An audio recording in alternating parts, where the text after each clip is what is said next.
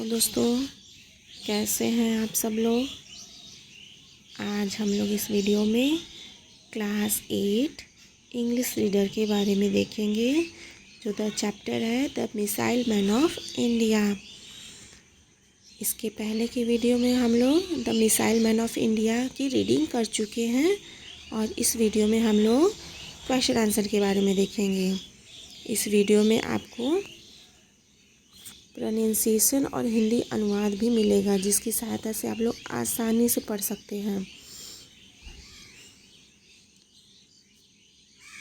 इसकी रीडिंग के बारे में आप लोग नहीं देखे हैं तो इसके पहले की वीडियो में रीडिंग दे चुका है, आप लोग जा कर के उसको पढ़ लीजिए ताकि आराम से इसके क्वेश्चन आंसर को आप लोग हल कर सकें। चलिए हम लोग क्वेश्चन आंसर की तरफ आगे बढ़ते हैं और पहला क्वेश्चन है, when and where was APJ Abdul Kalam born. इसका प्रोनाउंसिएशन भी दिया हुआ है, देखिए क्या है, when and where was APJ Abdul Kalam born. इसका अर्थ क्या है, कब और कहाँ जन्मे थे APJ अब्दुल कलाम। APJ अब्दुल कलाम जो थे, सॉरी यहाँ पे जब लिख दिया गया है, लेकिन यहाँ पे होगा कब और कहाँ जन्मे थे APJ अब्दुल कलाम। तो इसका आंसर आप लोग देखिए क्या होगा।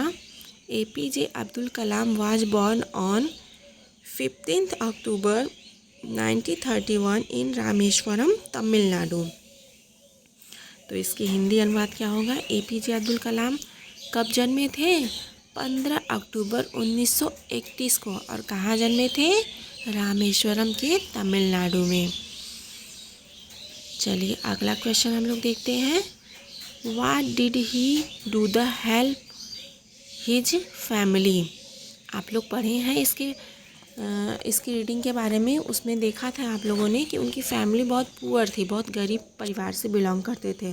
तो ये लोग बचपन में बहुत कम उम्र से ही ये काम करना शुरू कर दिए थे। और क्या करते थे, वो न्यूज़पेपर बेचते थे और इमली के बीज बेचते थे। तो देखते हैं इसमें क्या पूछा गया है, what did he do to help his family. तो उन्होंने अपने परिवार की मदद के लिए क्या किया। तो देखिए इसका आंसर क्या होगा, he sold newspaper to help his family. इसका हिंदी क्या होगा, उन्होंने अपने परिवार की मदद के लिए अखबार बेचे। यहाँ पे अखबार बेचे ही हैं, और वो इमली के बीज भी बेचते थे, टैमेराइंड सीड। आगे देखते हैं, आप लोग पढ़े होंगे इंग्लिश रीडिंग में। चलिए आगे देखते हैं, name 2 research organisation where he worked. इसका हिंदी अनुवाद क्या होगा, देखते हैं, उन 2 अनुसंधान संस्थाओं के नाम बताइए जहाँ उन्होंने कार्य किया। तो आप लोगों ने पढ़ा है DRDO और इसरो में उन्होंने काम किया था। तो he worked in DRDO and ISRO. इसका DRDO और इसरो का फुल फॉर्म भी रीडिंग में बताया गया है, आप लोग उसको पढ़ लीजिएगा, याद कर लीजिएगा। उन्होंने DRDO और इसरो में काम किया। चलिए अगला क्वेश्चन के बारे में देखते हैं। Question number D, name the book in which he mentioned his dream of making India और डेवलप्ड कंट्री। इसका हिंदी प्रोनाउंसिएशन भी दिया है, इससे आप लोग इजीली इसको रीड कर सकते हैं। चलिए इसका हिंदी अनुवाद क्या होगा, उन पुस्तक का नाम बताइए जिसमें उन्होंने भारत को विकसित देश बनाने का सपना बताया। आंसर क्या होगा, he mentioned his dream in the book India 2020। ये बुक का नाम है उनका, जिसमें उन्होंने क्या किया है, अपने ड्रीम के बारे में बताया, अपने सपने के बारे में बताया है। तो किस पुस्तक में बताया है,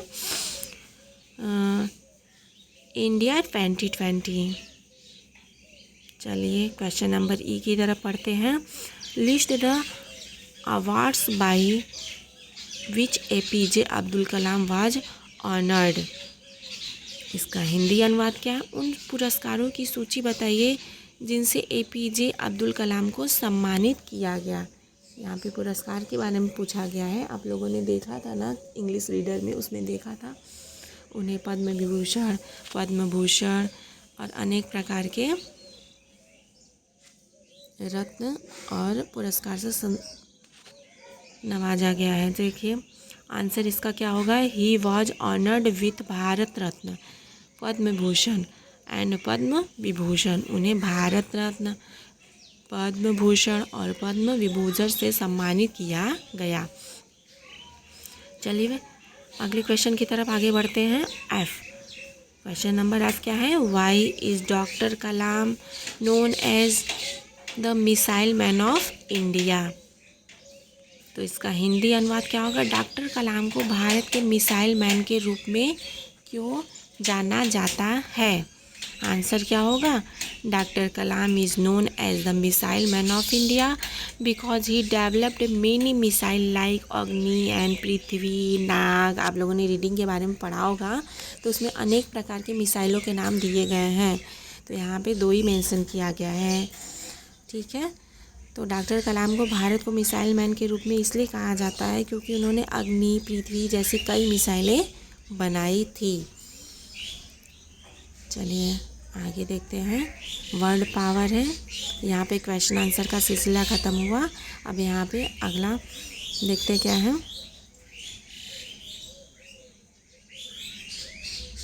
world power. Complete the name of the missile, मिसाइलों के पूरे नाम कीजिए।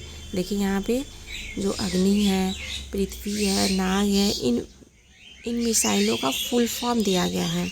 आइए देखते हैं। फर्स्ट है अग्नि, AGNI, अग्नि। इसका क्या होगा, आग, भारत की एक प्रसिद्ध मिसाइल। आगे देखते हैं पृथ्वी, PRITHVI,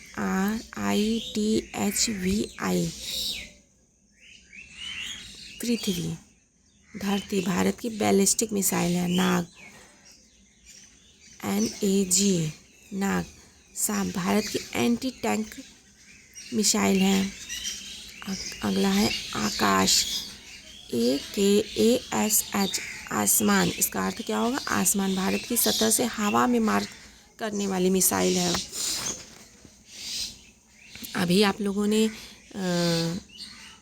दशहरा बीता है ना, आप लोगों ने देखा होगा कि जब रामलीला में राम और रावण की लड़ाई होती है तो वो लोग दूर से ही तीर का वार करते हैं ना।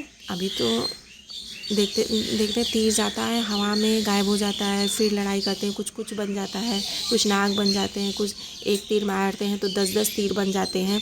तो इस तरीके से मिसाइलों का निर्माण किया गया है कि कुछ टैंक से यहाँ से पृथ्वी से वार करेंगे और हवा में जा कर के वहाँ पे ब्लास्ट करेंगे, और कुछ तो हवा से हवा में, जैसे तीर की तरह, जैसे सपोज करिए आप समझ सकते हैं जैसे रामायण में तीर से युद्ध होता था, उसी तरीके से यहाँ मिसाइलें बनाई गई हैं। जब कभी बाहर देश से आक्रमण होता है तो उसकी सुरक्षा के लिए ये सब मिसाइल बनाए गए हैं। चलिए आगे देखते हैं हम। त्रिशूल, TRISUL, त्रिशूल भगवान शिव का अस्त्र, भारत का मिसाइल। चलिए यहाँ पे फुल फॉर्म ख़त्म हुआ इसका।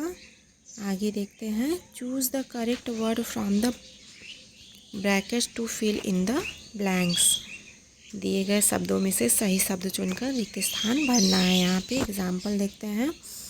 With a blank face she said my purse is empty, with a blank face she said my purse is empty, खाली अनुवाद, इसका हिंदी अनुवाद क्या होगा, खाली चेहरे से उसने कहा मेरा पर्स खाली है। आगे देखते हैं। The principal of our school is a man of principles, हमारे स्कूल के प्रधानाचार्य सिद्धांतों के व्यक्ति हैं। चलिए आगे देखते हैं। बी वाला, little children have small hands, छोटे बच्चों के छोटे हाथ होते हैं। यहाँ पे दोनों के ही अर्थ सेम है, लिटिल और स्मॉल दोनों के अर्थ क्या है, सेम है, लेकिन कहाँ किस शब्द का यूज होना है, लिटिल चिल्ड्रन मतलब छोटे बच्चे, स्मॉल हैंड मतलब छोटे हाथ। चलिए आगे देखते हैं। You should live in union because unity is strength. तुम्हें एकता में रहना चाहिए क्योंकि एकता ही शक्ति है। देखिए यहाँ पे भी यूनिटी यूनियन दोनों का अर्थ जो है एकता ही होता है, लेकिन कहाँ पे यूज होगा, किस शब्द के आगे कौन सा यूनियन यूज होगा और कहाँ पे यूनिटी यूज होगा। चलिए देखते हैं आगे। D, the handsome young man has a beautiful wife. क्या है, वह सुंदर व्यक्ति की पत्नी भी सुंदर है। देखिए यहाँ पे भी हैंडसम और ब्यूटीफुल दोनों का अर्थ क्या है, सुंदर ही है, लेकिन हैंडसम और ब्यूटीफुल आप लोग जानते हैं अलग अलग प्रयोग होता है। जहाँ पे पुरुषों की बात की जाए तो हैंडसम और महिलाओं की बात की जाए तो वहाँ पे ब्यूटीफुल, उनकी सुंदरता के लिए ब्यूटीफुल और पुरुषों की सुंदरता के लिए हैंडसम का प्रयोग किया जाता है। चलिए यहाँ पे फिल इन ब्लैंक्स ख़त्म हुआ, आगे बढ़ते हैं language practice. Fill in the blanks with the correct degree of adjective. विशेषणों के सही रूप से रिक्त स्थान यहाँ पे भरना है। Birbal was clever then the other minister. Birbal अन्य व्यक्तियों से अधिक चतुर था। जहाँ पे नाउन आप लोग जानते हैं एडजेक्टिव किसे कहते हैं, जहाँ नाउन और प्रोनाउन की विशेषता जो वर्ड बताता है उसे हम लोग क्या कहते हैं, एडजेक्टिव, विशेषण कहते हैं। देखिए यहाँ पे बीरबल, बीरबल क्या है, नाउन है। अब उसकी विशेषता कौन बता रहा है, क्लेवर, जो वर्ड है क्लेवर, शब्द है क्लेवर ना, क्लेवरर, मतलब बीरबल जो है किसी व्यक्ति का नाम है और ये क्या है, संज्ञा है, नाउन है, और इसकी विशेषता कौन बता रहा है, कौन वर्ड बता रहा है, क्लेवरर। तो ये क्या हो गया, विशेषण हो गया। तो बीरबल अन्य मंत्रियों से अधिक चतुर था। चलिए अगला देखते हैं। The Everest is the highest peak in the world. अब एवरेस्ट, एवरेस्ट क्या है, चोटी, किसी पर्वत की चोटी के बारे में बताया जाए, एवरेस्ट आप लोग जानते हैं ना, एवरेस्ट चोटी, तो वो भी क्या है, नाउन। नाउन की विशेषता कौन बता रहा है, कौन सा वर्ड बता रहा है, हाईएस्ट। तो यहाँ पे भी हाईएस्ट क्या है, एक विशेषण है, नाउन की विशेषता बता रहे हैं। चलिए आगे देखते हैं। China is a big country. China, देखिए चीन एक बड़ा देश है। चाइना, चाइना क्या है, एक नाउन है और उसकी विशेषता कौन बता रहा है, बिग, मतलब चाइना कैसा है, बड़ा है, छोटा है, तो कैसा है, कौन विशेषता बता रहा है, बिग। कौन सा वर्ड बता रहा है, बिग। तो ये क्या हो गया, एडजेक्टिव। आगे देखते हैं। Supriya is the tallest girl in the class. तो सुप्रिया कक्षा की सबसे लंबी लड़की है। तो सुप्रिया कौन है, नाउन। नाउन की विशेषता कौन बता रहा है, टालेस्ट, मतलब सुप्रिया कैसी लड़की है, छोटी है, बड़ी है, कैसी है, तो टालेस्ट है, बड़ी है। तो कौन विशेषता बता रहा है, टालेस्ट वर्ड बता रहा है, टालेस्ट शब्द। तो यहाँ पे टालेस्ट क्या होगा, विशेषण। आगे देखते हैं। James is 2 years old than me. James क्या है, नाउन है। जेम्स मुझसे 2 साल बड़ा है। जेम्स क्या है, नाउन है और इसकी विशेषता कौन बता रहा है, कौन शब्द बता रहा है, ईयर्स, साल।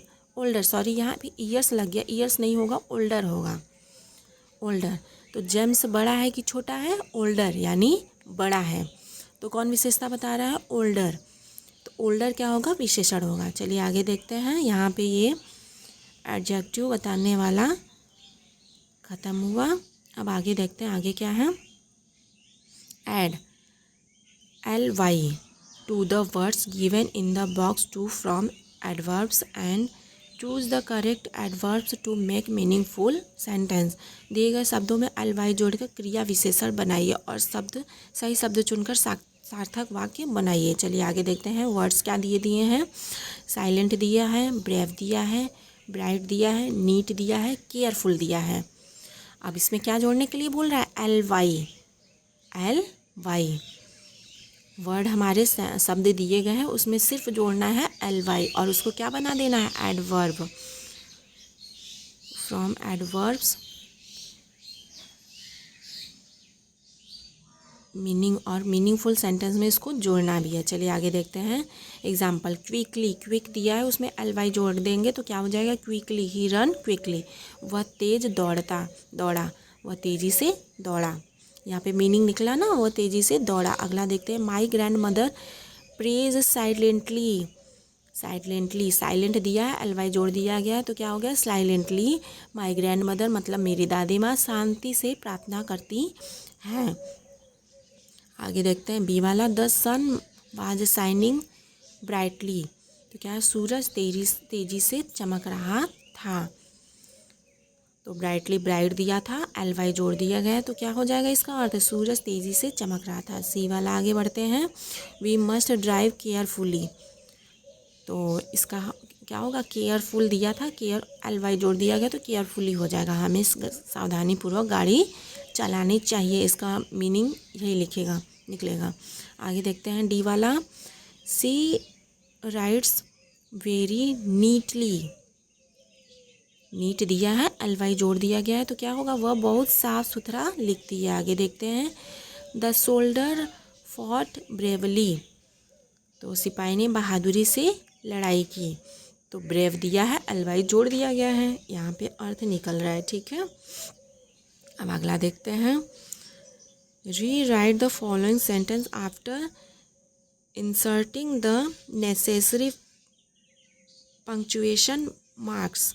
यहाँ पे क्या लगाना है, विराम चिन्ह प्रयोगों का विराम चिन्ह लगाकर लिखना है। ठीक, यहाँ पे प्रश्न पूछा है कि कॉमा लगाना है कि फुल स्टॉप लगाना है। हमें इन विराम चिन्हों का प्रयोग करना है। आगे पहला वाला देखते हैं। Will you help me. तो यहाँ पे क्या पूछा जा रहा है, क्या तुम मेरी मदद करोगे। तो प्रश्न पूछा जा रहा है, तो क्या हो जाएगा, यहाँ पे क्वेश्चन मार्क लग जाएगा। अगला देखते हैं। Delhi the capital of India stand on the bank of river Yamuna.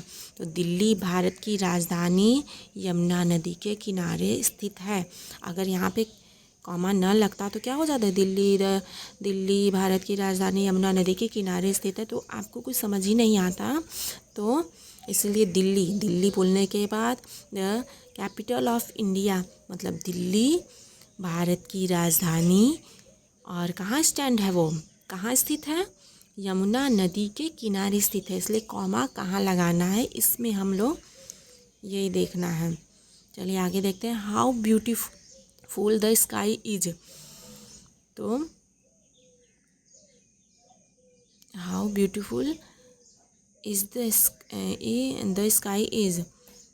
तो आकाश कितना सुंदर है। तो इसमें भी मतलब वो आश्चर्यचकित हो रहा है, कह रहा है कि कितना सुंदर आकाश है।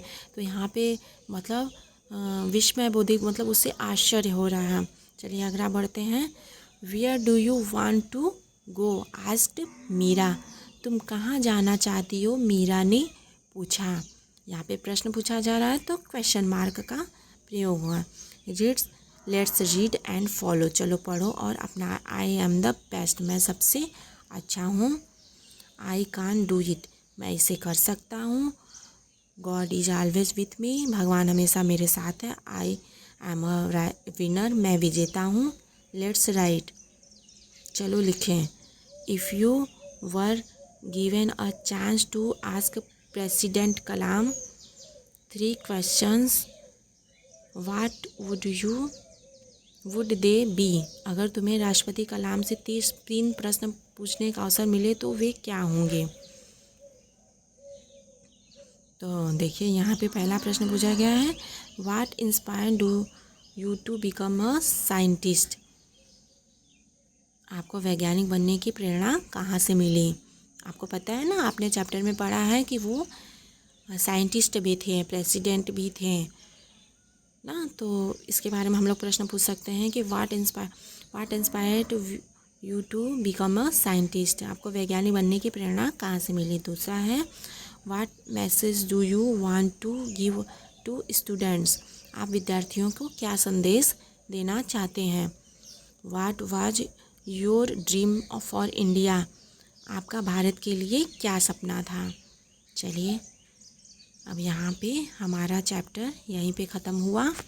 अब मिलते हैं नेक्स्ट वीडियो में। उम्मीद है कि आपको पसंद आया होगा और समझ में भी आया होगा। धन्यवाद।